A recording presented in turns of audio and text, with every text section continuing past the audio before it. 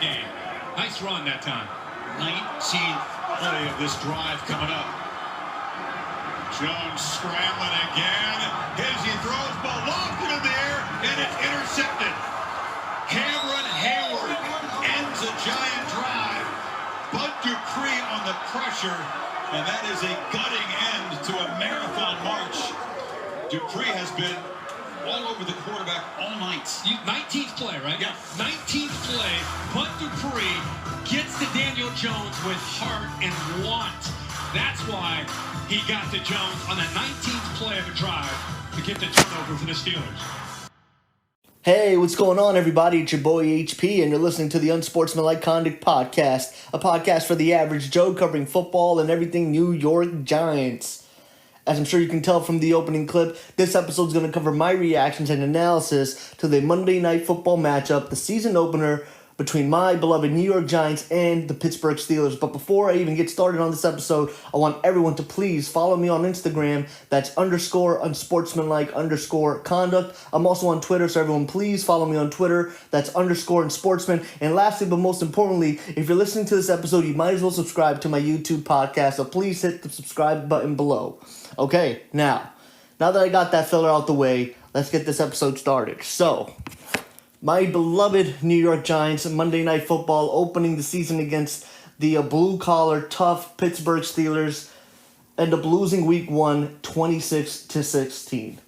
Now, the way I want to sort of start this episode is I'm going to talk about sort of my reactions and analysis to how the offense played. Then I'm going to transition to how my reactions and analysis to how the defense played. And then I'm going to close this episode out by kind of giving you guys my expectations heading into Week 2 against the Chicago Bears. So everyone's probably wondering, what do I think about how Daniel Jones looked his first year in this Jason Garrett offense, second-year quarterback with a new head coach, a new offensive coordinator, with some new pieces in that offensive line. How did Daniel Jones look? I'll be honest, I thought Daniel Jones looked great. And we'll get to the interceptions. I'm going to talk about it, believe it or not. But I thought overall he looked great. Daniel Jones was sitting in the pocket. He looked confident. The ball was coming out of his hands quickly, but also very crisply and very sharply. He wasn't inaccurate. He wasn't being erratic with the football. He was very accurate. He was very poised in the pocket. When the pocket was crumbling and there was a sense of him getting pressured, he was either standing tall in the pocket and letting that ball fire, or he knew when to sort of use his legs and sort of extend those plays for additional yards to either continue to move the chains within that particular drive, or at least get us in a better position to convert and to continue to move the chains on subsequent plays. I was very proud of the way Daniel Jones played. He was pretty accurate. I mean, he was finding receivers in the middle of the field pretty open. He was able to sort of slice up that zone defense that the Steelers were playing against us. He was able to find Darius Slayton and Sterling Shepard, and while Evan Ingram didn't have the greatest game, he did target Evan Ingram 7 times. Evan Ingram had more than just 2 chances to make a play on the ball. Evan Ingram finished the game with 2 receptions and about 8 yards or so, but Evan Ingram had way more chances than just those 2 to actually make a play on the ball. And if you guys remember, which I'm sure you all do, which was probably sort of something that they stressed all of last night during that football game, which it was all over Twitter, all over Instagram, all over your newsfeed, we had no run game. Saquon Barkley had 15 carries for 6 yards. Time and time again, Saquon Barkley was getting stuffed behind the line of scrimmage. It wasn't like there were these 1-yard gains, 3-yard gains here, 4-yard gains here, 2-yard gains there. No, it was -1, -2, at times -3, 4, and 5.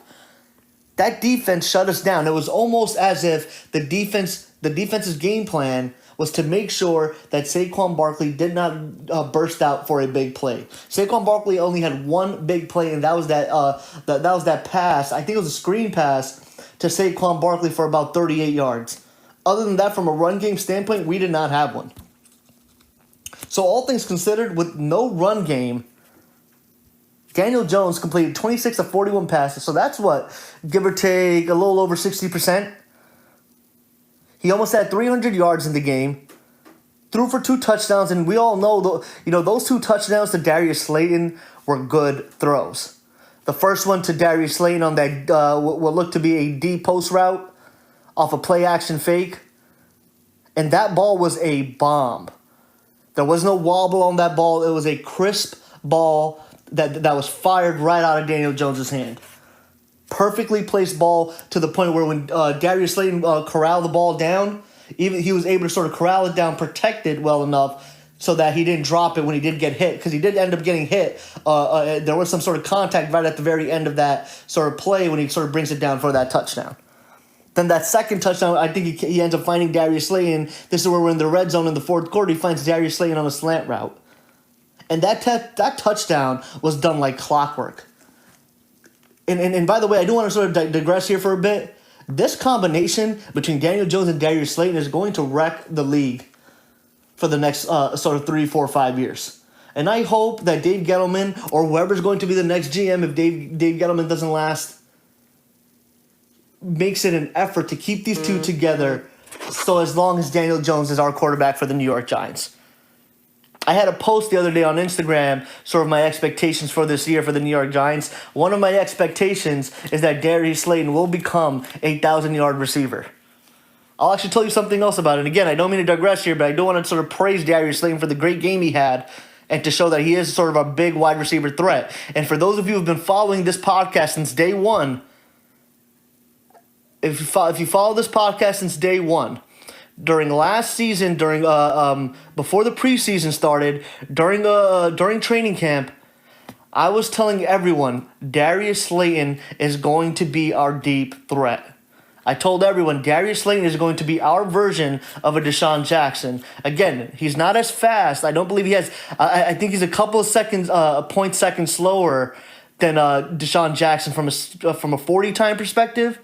But from a sort of what his role is on this team, the type of player he serves to be on this team is going to be that receiver that can stretch the field. And it's a perfect combination for the type of wide receiver sets that we have. With Sterling Shepard, Golden Tate, albeit Golden Tate was injured yesterday, and Evan Ingram. But right, so I want to sort of kind of bring this conversation back. Think about it. We had no run game. And Daniel Jones was still able to complete 60% of his passes. And it wasn't like 60% of his passes and that he only threw 20 times. No, Daniel Jones threw 41 times. And when you throw 41 times, more likely than not, you probably are going to throw an interception or two. Because, I mean, how often are quarterbacks really throwing in a game? Between 20 and 30? You don't really see a lot of quarterbacks throw 40-plus times in a game. And this just so happened to be because we had no run game. I mean, Daniel Jones alone had more rushing yards than Saquon Barkley and Deion Lewis. I was actually very surprised that Deion Lewis only had one rush, had only one carry, which was only went for 1 yard. But I was very surprised that he wasn't utilized a bit more. I didn't see him too much on the field, and I didn't see Wayne Gallman too much on the field either.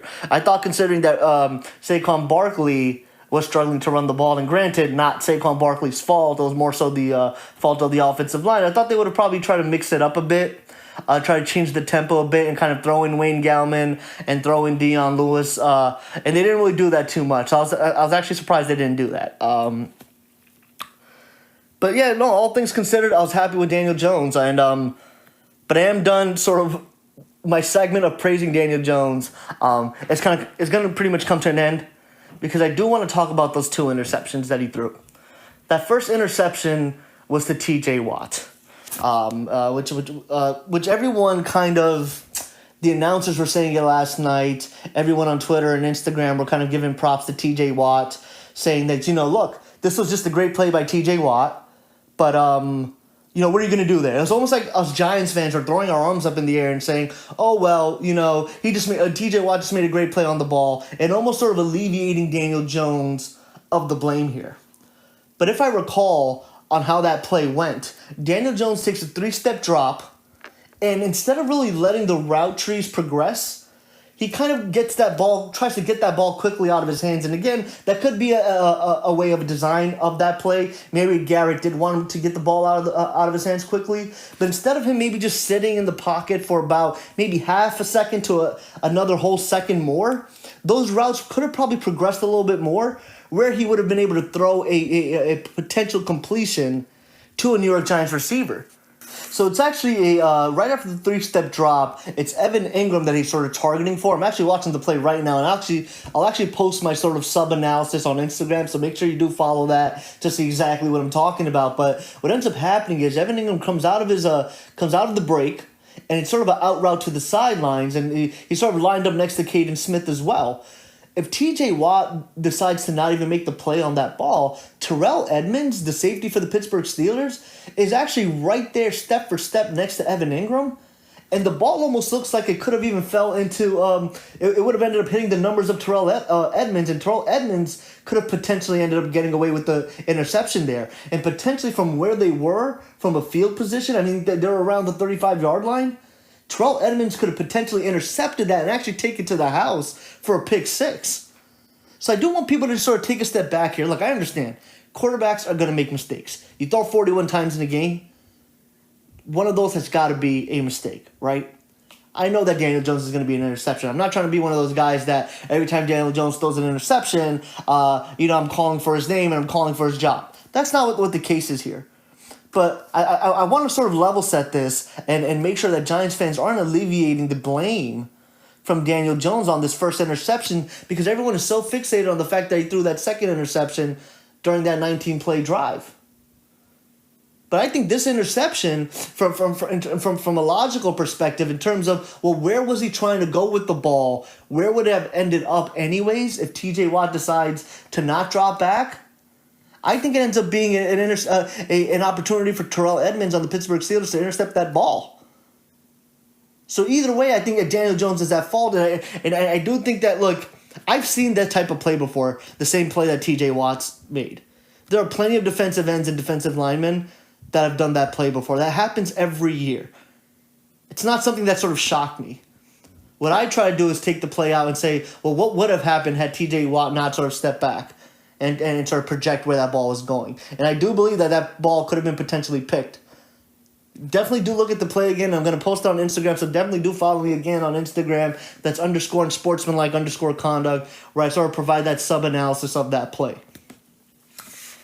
Secondly, I want to talk about that second interception.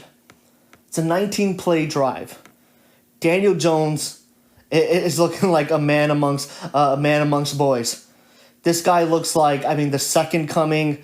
It just looks like, okay, this is our leader. This is our captain. This is the quarterback of the New York Giants. We're rolling. And it looked like the Pittsburgh Steelers, that defense couldn't stop us. We were rolling on that 19-play drive. Right? It was 19 plays, 87 yards. I don't know if you guys remember, but that drive started at our own 9-yard line. Our own 9-yard line. And this wasn't, look, to remind everyone, this isn't the drive where, Daniel Jones finds Saquon Barkley for 38 yards on that little sort of screenplay to Saquon Barkley. This was Daniel Jones individually manning himself, finding receivers open, scrambling for additional yards, scrambling to move the chains. And he ends a 19-play, 87-yard drive on a horrible interception. The Giants, look, that you go 19 plays for 87 yards and take up 8 minutes of a quarter. 8 minutes, guys, of a quarter is half of a quarter. A quarter is 15 minutes long. The Giants took more than half of that quarter, and it ends up an interception. My expectation was this has got to be a touchdown. Even if the drive looked like it was going to stall out, there's no way Joe Judge and Jason Garrett could say, well, we'll settle for a field goal. I know for a fact, had Daniel Jones not made that mistake, it would have ended up in a touchdown. The score was 16-10. Touchdown ties it, extra point gets us 1 point over the hump. We would have been up 17-6 with all momentum in the world. Because think about it this way, right? The Pittsburgh Steelers defense was on the field for 8 long minutes, 19 plays. And it wasn't like within those 19 plays, there were all these penalties and pass interference plays and defensive holding plays that helped us move, along the field, shortly. No, it took us all 19 plays. It took Daniel Jones' willpower to actually get us there. But Daniel Jones has got to be smarter with the football. And the reason why this interception, for obvious reasons, you don't want to throw an interception when you get into the red zone, right? But it's how the interception happened. He rolls left, which I'm not sure if it was by design or if he was trying to get away from the pressure. But either way, if he rolls left, because by design, I can't fault him for that. Because look, you're doing what Jason Garrett's asking you to do. If he's rolling left to get away from Bud Dupree, I can't blame him for that either. Because look, you're trying not to take a sack in the red zone, so I totally understand that. But when you're rolling left, it makes it much more easier for a right-handed quarterback to throw it out of bounds.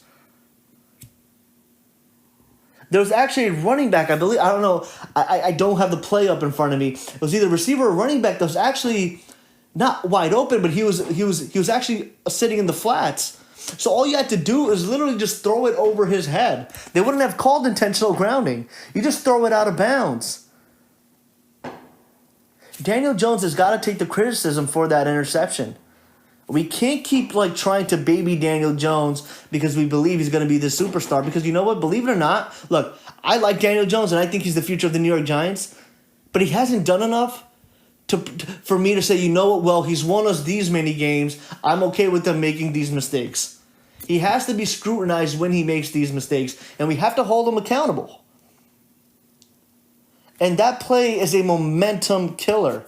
It's a momentum killer, but I really honestly believe had we scored a touchdown on that drive, I think we win the game. Because I think our defense was on a roll in that first half.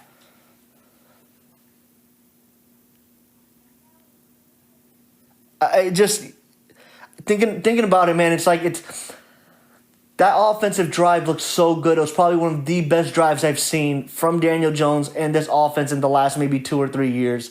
And for it to turn out that way, it's a gut-wrenching turnover. And when you have turnovers, but you can't force turnovers on the defensive side of the football, and then you can't run the ball, your chances of winning are almost close to none. And I kind of gauged that after that interception, it was going to be really hard for us to kind of get momentum back and score and be able to sort of stay in the game. And that's sort of overall, guys, my sort of reaction and analysis from the offensive standpoint. Before I do sort of bring this home, I do want to talk a little bit about some of Joe Judge's decisions in the first quarter. Because I do think that this is also a moment that was a missed opportunity that could have potentially also been another difference maker on how this game turned out. So opening kickoff, the New York Giants start with the ball. That drive stalls out, which we also looked tremendous on. We looked so good on that drive. Daniel Jones was zipping the ball. The Steelers had no answer for us. 7 plays, 30 yards. Steelers had no answer for us. The ball starts at the 25. Daniel Jones finds Shepard for 13 yards. Then finds Shepard again for 14 yards. Then Barkley runs for another 7 yards. Then Barkley gets pushed back for 5 yards, and now it's a 3rd and 8. Then Daniel Jones finds a board for 7 yards.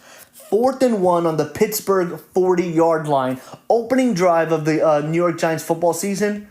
And what does Joe Judge do? He ends up punting the ball. This is where you can make a statement. First-year coach. Make a statement. Be aggressive. It's the beginning of the game. Go for it on 4th down.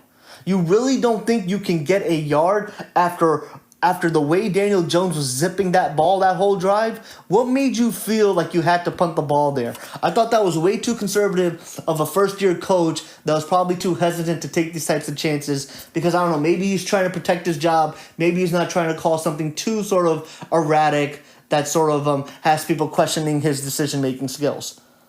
He should have went for that, and I honestly believe that we could have converted it because the Pittsburgh Steelers defense in that first drive alone did not have an answer for Daniel Jones and our wide receivers. And then secondly, same quarter, subsequently after that drive, we punt the ball, Steelers muff the punt, we recover that ball in the red zone, inside the 5-yard line. That drive stalls out. 4th and goal, we're about a couple of yards away from the end zone.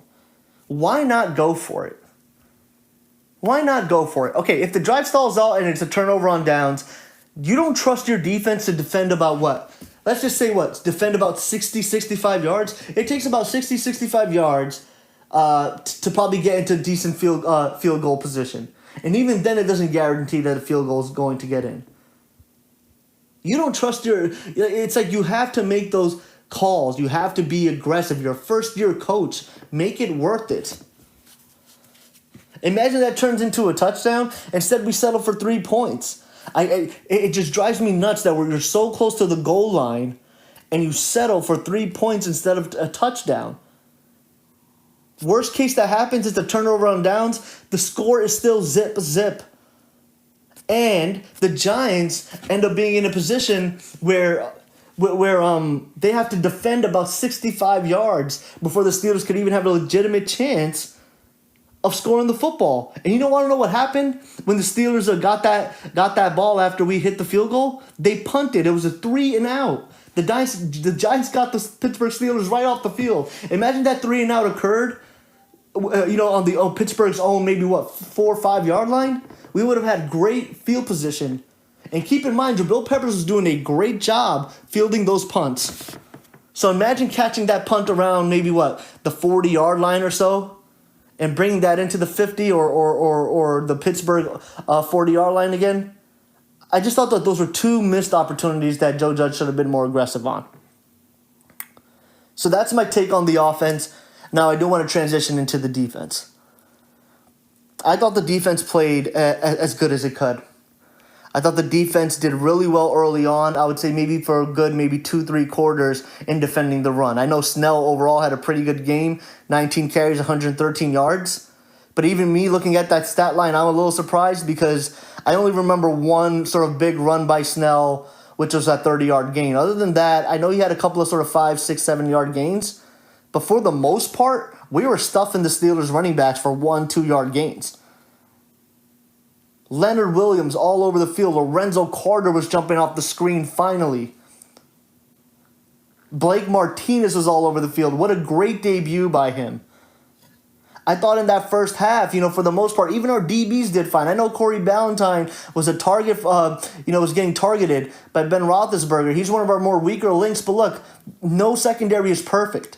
There's always going to be a weak link in your secondary or your front seven. But all in all, I thought the New York Giants defense, played a heck of a game. I would say maybe, for the first 3 quarters or so, we were able to contain the Pittsburgh Steelers. We kept plays in front of us. We didn't give up too many yards after the catch. There was probably, 1 or 2 drives, and it was on those touchdown drives by the Steelers where we struggled a bit, where receivers were kind of getting out of our hands and getting out of our sort of grasps, and we gave up some open field catches where they got extra yards, yards after the catch. But for the most part, I thought we kept plays in front of us. We were making tackles right after the ball was caught. We kept Ben for the most part on 3rd and intermediate, 3rd and long situations. Although, both teams, generally did pretty well on 3rd down. I think I saw a stat line at some point come up on the screen where the Steelers went 5 and 10 on 3rd down, and the New York Giants went 5 and 12 on 3rd down. But, generally, I thought the New York Giants did well. And talk about that pass rush. It was, we didn't get to Big Ben a lot, but I did see some pressure.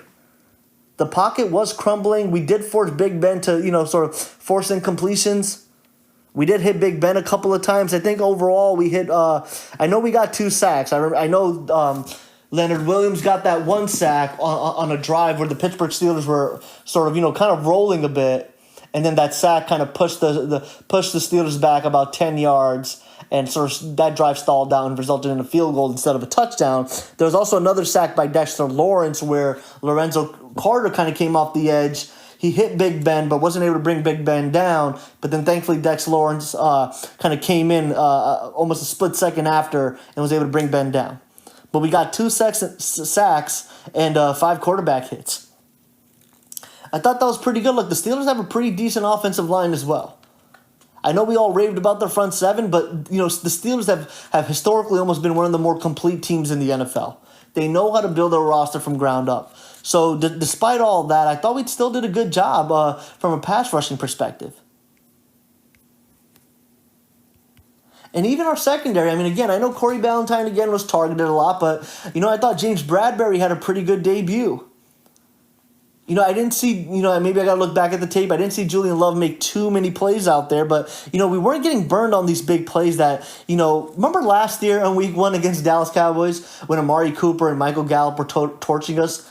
Long gain after long gain. That really didn't happen here. We really had to make the Steelers earn their receptions and their first downs. When the Pittsburgh Steelers scored both of those touchdowns, we really had to make them earn it, right? They didn't get down the field in 1 or 2 plays. They had to gradually work on it to kind of get down and score those touchdowns on us. The first touchdown, it took them 6 plays, 36 yards. And the reason why I only took them 6 plays and 36 yards is because Daniel Jones had thrown an interception on the New York Giants 35-yard line. But before that, the Giants were up 10-3, and we had forced 2 3-and-outs and 1 field goal at that point in 3 Steelers possessions.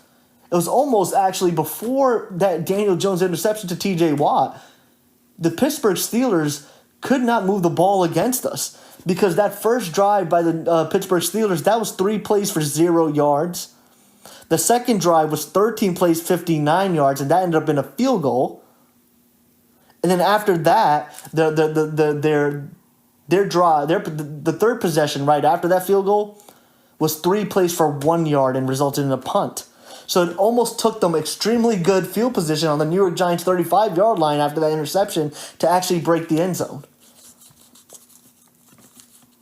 Because then the possession after that was 3 plays for -4 yards. I thought overall the Giants did a really good job in that first half of containing these guys. Except at the end of that first half where the Pittsburgh Steelers got the ball back with 1:25 left and drove down the field, sliced up our defense in 8 plays, 78 yards, which ended up where the drive ended up going to a touchdown on by Juju Smith.